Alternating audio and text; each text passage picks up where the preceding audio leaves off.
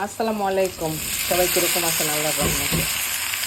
আজকে আমি চাইনিজের মতো করে একটা সবজি বানাইতেছি সসেস দিয়া, তো এটা আপনাদের সাথে শেয়ার করব।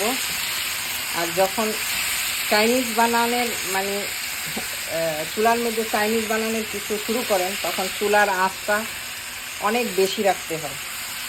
তো আমার সবজিগুলি কিন্তু ফ্রোজেন, মানে মিক্সড ভেজিটেবলস আমরা কিনে আনছি। তখন আমি সবজিটা একটু ফ্রাই করে নেই।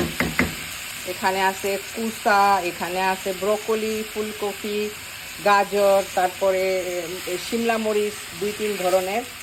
এটা একটু ফ্রাই করে নেই। এখন দিয়ে দিলাম কাঁচামরিচ। ফ্রোজেন করা সবজি, এই জন্য আমি সবজিটা আগে দিলাম, মানে পানিটা একটুখানি শুকাই যায়। পানিটা অনেকটা শুকাই গেছে। এখন আমি দিয়ে দিব সসেস। এটা হচ্ছে খাসির মাংসর সসেস। এটা দিয়েও আমি অনেকক্ষণ একটু রান্না করব, তারপরে বাকি যা দেওয়ার আমি দিব। এখন এই যে দিয়ে দিতেছি বাটার। বাটারে এটার টেস্টটা মানে আরও ইয়ামি করবো। এখন আমি একটু সস দিয়ে দিতেছি। আমি কিন্তু এখনও লবণ দিই নাই, সস দেওয়ার পরে দেখবো লবণটা। যে এখন দিয়ে দিলাম ধনিয়া পাতা। আমার এত সুন্দর কালারের সবজিগুলি সয়া সসে 12টা বাজাই দিছে। আর লবণ দিতে হইল না, কারণ কি লবণ সয়া সসের লবণে হয়ে গেছে। আর কি বলে, পানি এত ছাড়ছে সয়া সস দেওয়ার পরে, মানে লবণ না, এই জন্য এত সুন্দর কালারটা, মানে ডিসকালার হয়ে গেছে, কিন্তু অনেক মজা, ইয়ামি। যদি সয়া সসটা না দিতাম, মানে এটার টেস্টটা মানে সাধারণ একটা ভাজির মতো থাকতো। আর সয়া সসটা দেওয়ানে মানে চাইনিজ একটা ফ্লেভার এসে পড়ছে।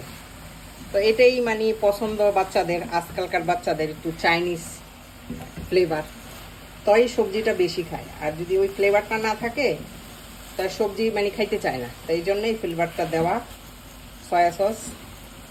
তাই এই যে হয়ে গেছে আমার একটা ইয়ামি সসেস ভেজিটেবলস ভাজি। রাত্রে এটা আমার বাচ্চারা রুটি দেয়া খাবে।